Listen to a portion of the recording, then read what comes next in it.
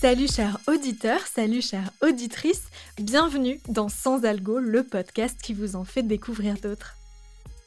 Vous écoutez la version longue avec de la reco et de l'actu. Je suis Mathilde Mélin, journaliste pour Slate.fr et boussole à podcast de mon état.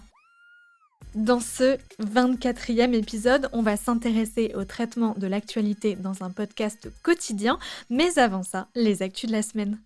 Et aujourd'hui, pour faire décoller, changer de dimension l'univers du podcast, nous avions besoin effectivement de pouvoir nous adosser sur des partenaires de distribution qui sont déjà solidement implantés. Énième revirement stratégique pour Magellan, la plateforme audio lancée par Mathieu Gallet et Arthur Perticoz en 2019. Après une première version avec un modèle freemium, c'est-à-dire avec une partie gratuite et une partie payante, puis une deuxième version entièrement payante, c'est désormais une troisième version qui voit le jour, toujours entièrement payante, mais pas uniquement sur l'application Magellan. On trouve désormais certains de leurs programmes sur Apple Podcasts. L'opportunité pour la start-up d'aller chercher de nouveaux abonnés et de montrer l'étendue de son catalogue qui, lui aussi, a bien évolué. Rappelez-vous, en juillet 2020, Mathieu Gallet et Arthur Perticoz annonçaient changer la ligne éditoriale de Magellan pour se concentrer sur des contenus de développement personnel uniquement. Quelques mois plus tard, on voyait finalement apparaître des contenus pour enfants en plus de ça. Et actuellement, il multiplie les adaptations de bouquins ou les portraits de personnalités liées à l'actualité, que ce soit de Vladimir Poutine ou des candidats et candidates à la présidentielle. Désormais, une petite partie de ces programmes est donc disponible sur des chaînes payantes d'Apple Podcasts à 3 ou 4 euros par mois et par chaîne. Ils sont d'ailleurs très largement mis en avant sur la home de la plateforme cette semaine. Et pour diversifier encore davantage les revenus, l'entreprise a aussi annoncé un partenariat avec Bouygues Telecom et le lancement d'IDA Studio, leur branche de production pour faire notamment du brand content. Leur premier client ne serait autre que Netflix. Slava Ukraine. Slava Ukraine. Героям слава. Guerre en Ukraine, le podcast quotidien de la rédaction internationale de Radio France. Actualité oblige, l'Ukraine s'invite dans nos oreilles. Je vous parlais la semaine dernière d'Ukrainecast, le podcast lancé par la BBC au premier jour de la guerre. Il en aura fallu 12 à Radio France pour embrayer, mais c'est chose faite.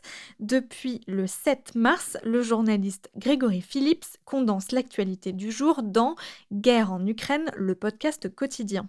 C'est le deuxième podcast estampillé Radio France, et pas d'une antenne en particulier, après Le Quart d'heure de Céline Aslo. Comme ce dernier, Guerre en Ukraine, le podcast quotidien, paraît chaque jour en fin d'après-midi et recycle en grande partie des reportages effectués par les journalistes de toutes les antennes du groupe. C'est plutôt bien fichu, en 10 ou 12 minutes, vous avez l'actu du jour, un peu de terrain et un peu de making-of de la part des reporters, Radio France étant l'un des médias qui a envoyé le plus de journalistes sur place, puisqu'ils sont 10 en Ukraine et 15 dans les pays voisins. Après, c'est de l'actu chaude et donc les épisodes ont une durée de vie très courte. Ils sont assez vite périmés.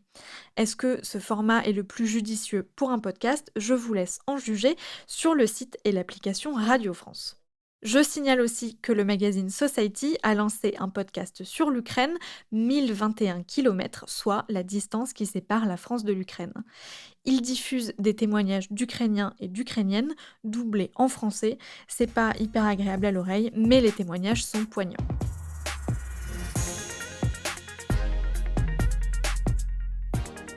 Le syndicat professionnel PIA, qui regroupe 24 structures de production dont Slate, a publié une charte de bonnes pratiques sociales et contractuelles. Cette charte, signée par tous les membres du PIA et que le syndicat encourage les autres sociétés de production à adopter, pose un cadre aux différents types de collaborations qu'ils peuvent avoir avec des auteurs et autrices ou réalisateurs et réalisatrices. Type de contrat de travail, convention collective, cession de droits et adaptation. Pas mal de points juridiques sont soulevés dans ce document de 10 pages. La première édition a vocation à être enrichie et retravaillée au fil du temps, notamment pour définir les métiers du son, pour savoir qui est l'auteur d'une œuvre par exemple, et pour proposer des barèmes de rémunération. Pour la retrouver, rendez-vous sur le site du PIA, lepia.fr. Bonjour, je suis Clémentine et je vous accueille sur le premier podcast qui vous parle de maternité autrement. Bienvenue chez Bliss. Cette semaine, Clémentine Gallet a fait monter Bliss Stories sur la scène du Trianon à Paris. J'ai assisté à cette unique représentation parisienne au milieu d'un millier d'autres femmes venues écouter des histoires d'accouchement et de maternité. Divisé en 3 parties sur l'avant, le pendant et l'après-grossesse, le spectacle de 2 heures est une sorte de condensé de toutes les paroles diffusées dans Bliss Stories depuis 4 ans. Une dizaine d'invités se sont succédés sur scène pour raconter leur expérience de la maternité dans un vrai spectacle, ce n'est pas du tout un enregistrement de podcast en live. C'était touchant, plein d'énergie et de bienveillance, même envers celles qui ne veulent pas devenir mères. 3 autres dates sont prévues, le 4 juin à Lille, le 10 à Caluire-et-Cuire près de Lyon et le 16 à Bordeaux. Les tickets coûtent une trentaine d'euros et sont en vente sur le site de Ticketmaster. N'hésitez pas à en offrir à votre entourage, surtout à des hommes, il manquait cruellement à la représentation parisienne. Popol, le podcast politique qui donne la parole aux femmes. Every time I look down on this timeless town, whether blue or gray, bigger skies, whether loud, bigger cheers or whether 2 événements pour la podcasteuse Léa Chamboncel ce mois-ci. La sortie de son livre d'abord, intitulé « Plus de femmes en politique » et qui doit être publié le 24 mars aux éditions Belfond. C'est un essai dans la lignée de son podcast Popol sur les femmes en politique. Elle le présentera le vendredi 18 mars à 19h30 au Point éphémère à Paris et mènera aussi des interviews sur scène avant une dédicace. Point éphémère où elle reviendra le 25 mars pour un enregistrement en live de Popol sur le thème féminisme et politique. À son micro, l'élue parisienne Alice Coffin, l'historienne Mathilde Larère et l'adjointe à la mairie des Lilas, Madeleine Da Silva, qui est aussi podcasteuse. Les 2 événements sont gratuits. Pour plus de renseignements, rendez-vous sur le site du Point éphémère.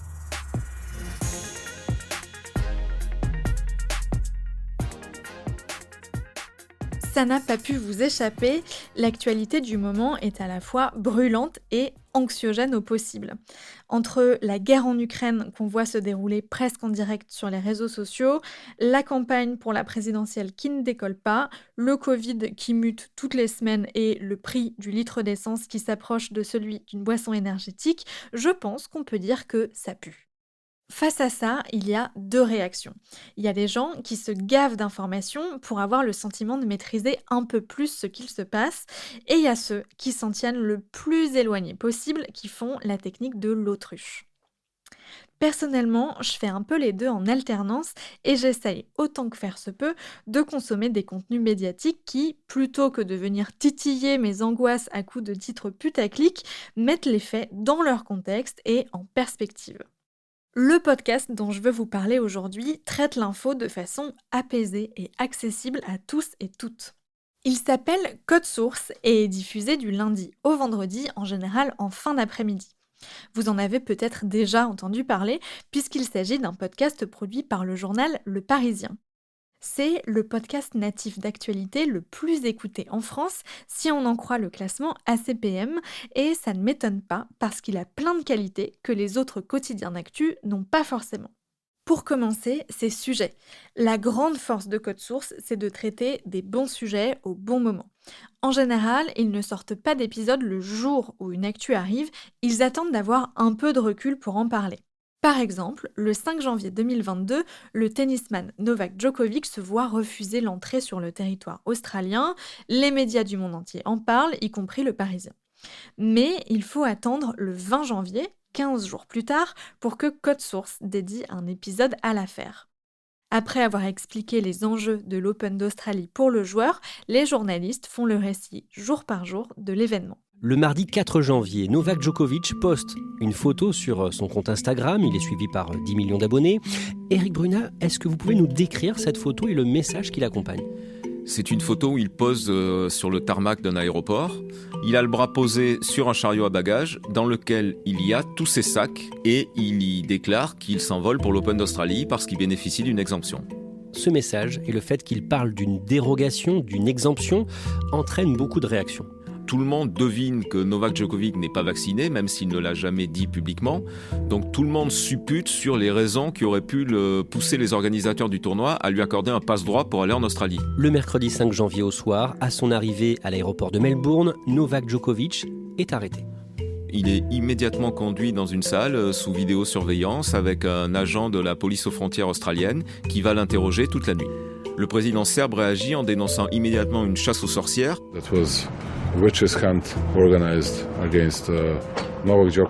Et là, la situation diplomatique entre l'Australie et la Serbie se tend immédiatement. Rules are rules. It's what I said to you yesterday. That's the policy of the government. Entry with a visa requires double vaccination or a medical exemption. Dans cet extrait, vous avez tout ce qui fait l'identité Code Source.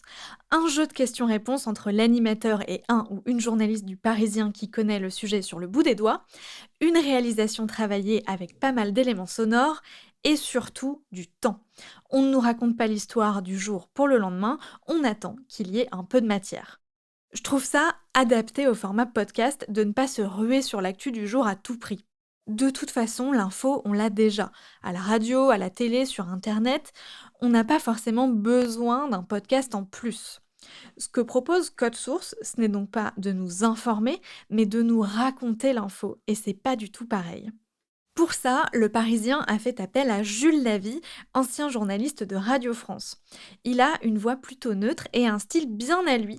Son grand truc, c'est de demander aux journalistes de lui décrire des scènes de leur reportage, comme dans cet épisode, le premier d'une longue série sur le procès des attentats du 13 novembre 2015. Dans la matinée, les accusés sont arrivés au palais de justice. Timothée Boutry, décrivez-nous l'ambiance avant le début du procès dans l'ancien palais de justice de Paris. Déjà, il y a des conditions de sécurité drastiques qui ont été mises en place. On ne peut pas passer devant le palais de justice, ni longer les quais. C'est extrêmement conséquent, il y a beaucoup de forces de police. Après, pour accéder à la salle d'audience, ça a été extrêmement bien préparé. Il y a des circuits qui ont été mis en place. Et ensuite, on accède finalement à cette salle d'audience. Il y a une atmosphère de cocon en fait, qui se dégage. C'est-à-dire que le procès se déroule quasiment dans une aile. En fait, tous les gens qui gravitent autour de la salle d'audience savent qu'ils vont couvrir cette audience qui s'annonce évidemment éprouvante. Et donc, il y a un climat un peu ouaté, une bienveillance qui règne autour de cette salle d'audience. Chaque semaine, Le Parisien publie 5 épisodes d'une vingtaine de minutes pour raconter l'actu donc. 4 récits, comme vous venez d'entendre, et un épisode au format interview qui s'intéresse non pas au récit d'un journaliste, mais à l'histoire d'un témoin. Ça permet de garder l'identité du Parisien, qui est un journal local, en ne donnant pas la parole qu'à des professionnels. Et puis, il y a un 3e format, plus rare, qui sert surtout pour les très grands événements, c'est celui des coulisses. Le ou la journaliste invitée raconte le déroulé d'un de ses reportages. Ce procédé est un bon moyen de traiter d'une actu encore chaude comme d'un attentat, par exemple, et de nous donner envie de lire l'article en question. Cette méthode, Code Source vient de l'utiliser pour parler de la guerre en Ukraine. La reporter Christelle Brigodeau, qui vient de revenir de Kiev, raconte les 2 semaines qu'elle a passées dans le pays au début de la guerre.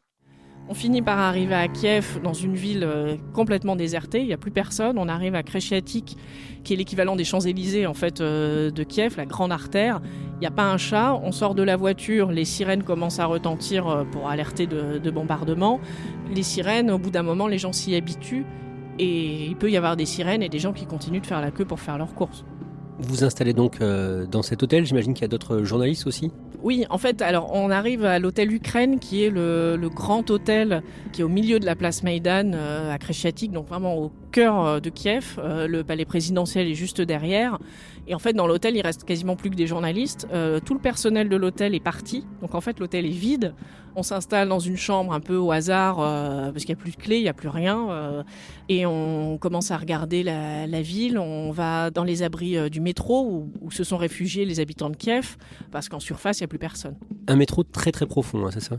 En fait, le métro de Kiev a été construit à l'époque soviétique pour servir en même temps d'abri anti-aérien. On est à l'époque de la guerre froide. Et puis, c'est aussi lié à la géographie de Kiev, qui est une ville avec 7 collines. Donc, le métro est très très profond.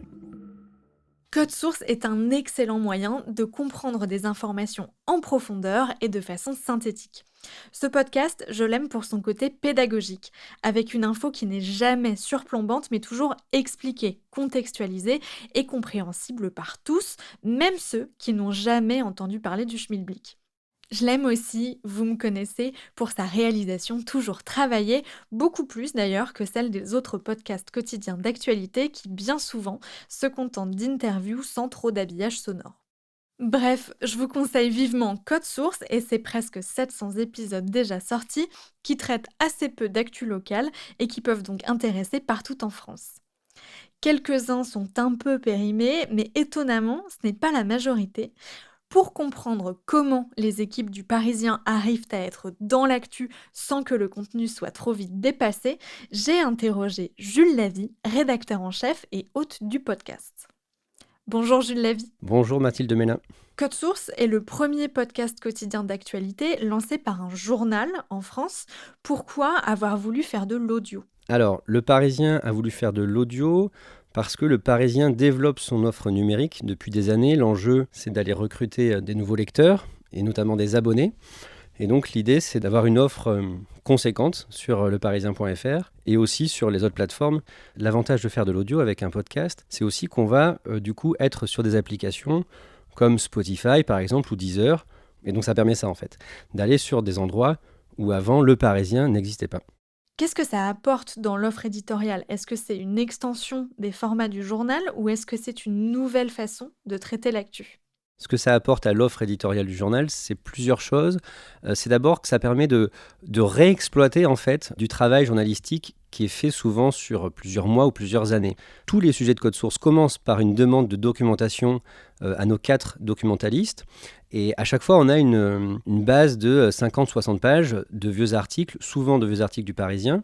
Et donc, en fait, on agrège des mois ou des années de travail. Et donc, ça donne une sorte de densité d'informations qui est intéressante. Quelque part, ça permet aussi de montrer un peu l'expertise des différents journalistes du Parisien, et aussi on les entend. L'un des gros enjeux des rédactions nationales aujourd'hui, c'est de créer du lien avec les lecteurs et les lectrices. Et en fait, un podcast, vu qu'on entend les journalistes, on est avec eux pendant 20-30 minutes, mais ça crée ce lien. Voilà, ça permet d'humaniser quelque part les journalistes du Parisien. Code Source est largement inspiré du Daily du New York Times. Quel code narratif vous avez emprunté à Michael Barbero du Daily ? Quand on est venu me chercher pour ce projet, j'ai fait une écoute attentive du Daily. Notamment, un truc qui m'avait marqué, c'était qu'ils inversaient la pyramide de comment on présente l'information. Quand on travaille en news, on va commencer par l'information la plus chaude, la plus récente. Et eux, en fait, ils commencent par le début de l'histoire. Donc souvent, je sais pas, il y a 10 ans, il y a 2 ans. Et ils remontent jusqu'à l'actu récente. Donc ça, j'ai gardé ça. J'ai gardé le côté, on raconte des histoires, le côté storytelling, journalisme narratif. Et ça, c'est assez rigolo parce que j'ai bossé donc 20 ans à Radio France et en fait, j'avais aucune notion de comment on raconte une histoire. C'est-à-dire quels sont les codes de la narration. Et je me souviens des premières réunions aux Parisiens sur Code Source, je leur ai dit « Ah, par contre, il va me falloir une formation de storytelling. » Et alors là, ils ont rigolé. Et bien sûr, je n'ai pas eu de formation de storytelling, mais donc concrètement, j'ai été sur YouTube, j'ai lu un livre notamment, plusieurs livres, mais un qui m'a marqué, qui s'appelle « Story » de Robert McKee. Et c'est vraiment un livre qui m'a profondément marqué. Et en gros, ce que je me suis fixé derrière, c'est à chaque fois, pour chaque sujet, c'est une histoire d'actu. C'est-à-dire, est-ce que c'est dans l'actu et est-ce que c'est une histoire ? Et si c'est pas une histoire, je ne prends pas le sujet. Et si c'est pas d'actu, je ne prends pas le sujet, même si des fois, on fait des sujets qui sont un peu magazines. Mais ça doit être dans l'actualité, dans une certaine forme d'actualité. Pour choisir les sujets, est-ce que vous ouvrez Le Parisien chaque jour et vous réagissez à chaud à l'actu? Ou est-ce que vous avez une liste de sujets à traiter et ça vient quand ça vient? D'ailleurs, ça prend combien de temps une fois que vous avez décidé du sujet? Alors oui, clairement, j'ouvre Le Parisien tous les jours. Après, en vrai, je suis souvent sur mon téléphone et donc sur l'appli du Parisien qu'avec Le Parisien en print sous les yeux. Je regarde aussi bien sûr l'édition du print en fait, qui sort le soir à 21h30. Je me gave en gros de Parisien. Je vais voir aussi les différents onglets des différentes éditions du Parisien. Le Parisien est présent dans tous les départements d'Île-de-France et dans l'Oise. Et à chaque fois, je me dis, est-ce que c'est une histoire? Est-ce que je peux raconter une histoire avec un début, un milieu et une fin? Il y a toujours à un instant T une vingtaine de sujets qui sont dans les tuyaux. Il y a des choses qui peuvent se caler des fois 2-3 semaines à l'avance, mais le gros se cale en gros d'une semaine sur l'autre, quoi. Et après, on a des gros délais de fabrication qui peuvent être raccourcis en fonction de l'actu. En général, c'est une journée de montage, une journée de mixage. Donc il faut vraiment bien s'y prendre à l'avance. Typiquement, si j'ai pas un sujet pour dans 3 jours, on est vraiment dans le rouge et il faut vite que je trouve un sujet parce que comme je disais, il faut demander la documentation, lire la documentation, surtout s'imprégner du sujet pour essayer de trouver une bonne trame. Et ça, c'est un travail de conception du sujet qui prend du temps, de trouver le plan. Quels sont les épisodes ou thématiques qui fonctionnent le mieux en termes d'audience? Alors l'épisode qui a le plus cartonné, ça me fait plaisir parce que c'était un sujet sur Blanche Gardin. C'était l'un des premiers sujets en fait qu'on a fait. Et il a cartonné aussi sur YouTube. Je ne sais pas où il en est aujourd'hui, mais peut-être à plus de 800 000 vues. Et c'était une vraie histoire dans le sens où c'est un sacré personnage qui a eu des moments durs dans sa jeunesse. Elle a vraiment connu des grosses dépressions. Et quelque part, à la fin, elle gagne. C'est-à-dire qu'à la fin, elle a trouvé l'amour, elle est récompensée, sa carrière est au sommet. Et voilà, donc j'avais adoré ce sujet. Alors, et sinon, pour répondre plus globalement sur les sujets qui marchent, je ne vais pas vous mentir, c'est les faits divers. 9 de nos 10 meilleures audiences, c'est des faits divers. Quelque part, le fait divers, des fois, j'ai l'impression que devient un petit peu plus à la mode qu'il y a 20 ans. Et devient un peu moins sale, entre guillemets, pour une partie des gens qu'il y a 20 ans. Combien de personnes travaillent sur un épisode type de Code Source?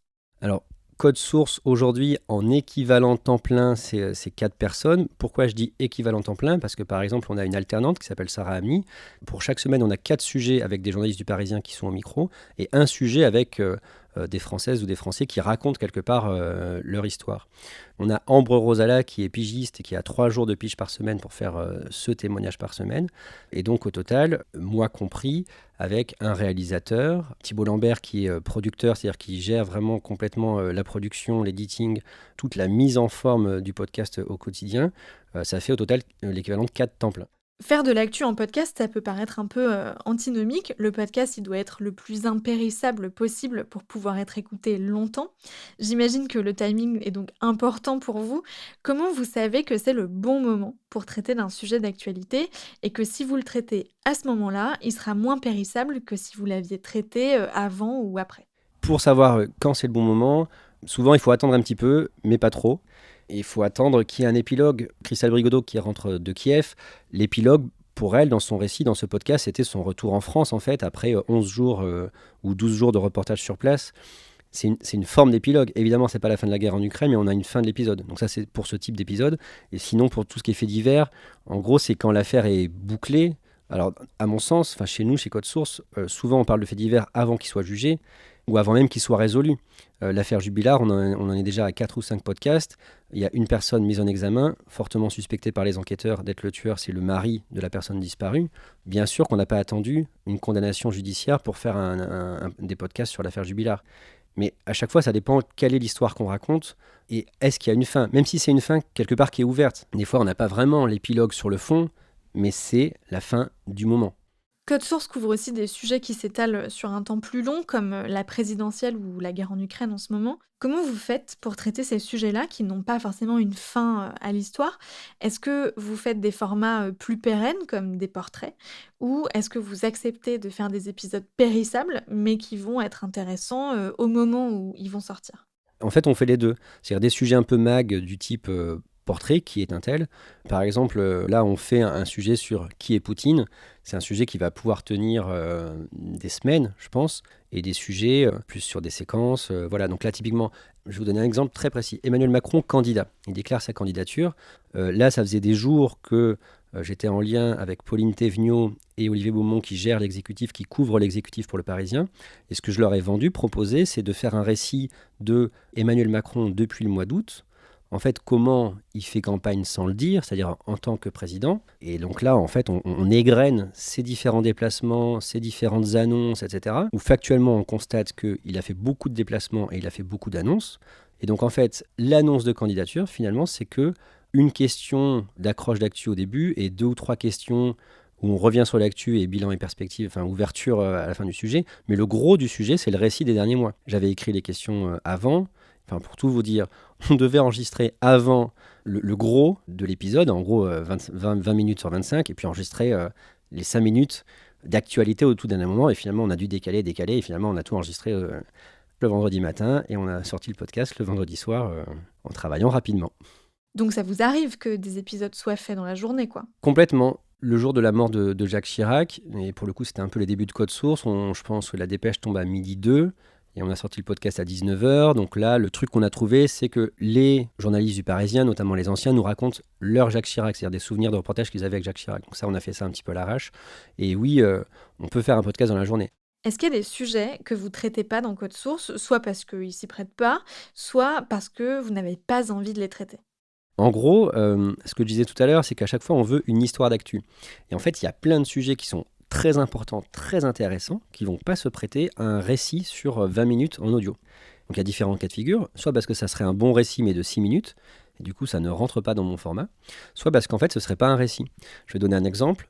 Que proposent les principaux candidats en matière d'éducation? C'est un enjeu tout à fait important. Le Parisien, bien sûr, va en parler, mais chez Code Source, ce serait plus une émission de radio qu'un épisode de Code Source, donc du coup je ne le fais pas. En fait, on va dire que je dis non à 95% des sujets. Est-ce que Le Parisien a pour projet de lancer d'autres podcasts en plus de Code Source? Oui, j'espère bien que Le Parisien va lancer d'autres podcasts à l'avenir. Je ne peux pas vous dire quand, mais on travaille sur des projets de podcasts culturels, par exemple, ou de podcasts sport, avec évidemment le PSG, qui est important, très important pour Le Parisien. Voilà, j'espère, en tout cas, on travaille là-dessus, qu'on pourra bientôt proposer d'autres podcasts à nos auditeurs, mais ce ne sera pas dans le cadre de Code Source, vraiment ce serait d'autres podcasts du Parisien avec des noms bien différents, etc. Rendez-vous du type hebdo ou bi-hebdo. Voilà, c'est un petit peu... on y travaille actuellement. Merci beaucoup. Merci à vous. J'espère que ça vous a donné envie de découvrir Code Source du Parisien. Le podcast est disponible sur toutes les plateformes d'écoute et sur leparisien.fr. Merci d'avoir écouté Sans Algo. Comme d'habitude, abonnez-vous, mettez-nous des étoiles, envoyez-nous vos commentaires ou vos questions. Et moi, je vous dis à la semaine prochaine pour d'autres recommandations garanties 100% sans algo. Sans Algo est un podcast de Mathilde Mélin, produit par Slate.fr, sous la direction de Christophe Caron et Benjamin Septem-Ours. Montage interview Mona Delahaye, montage Victor Benamou.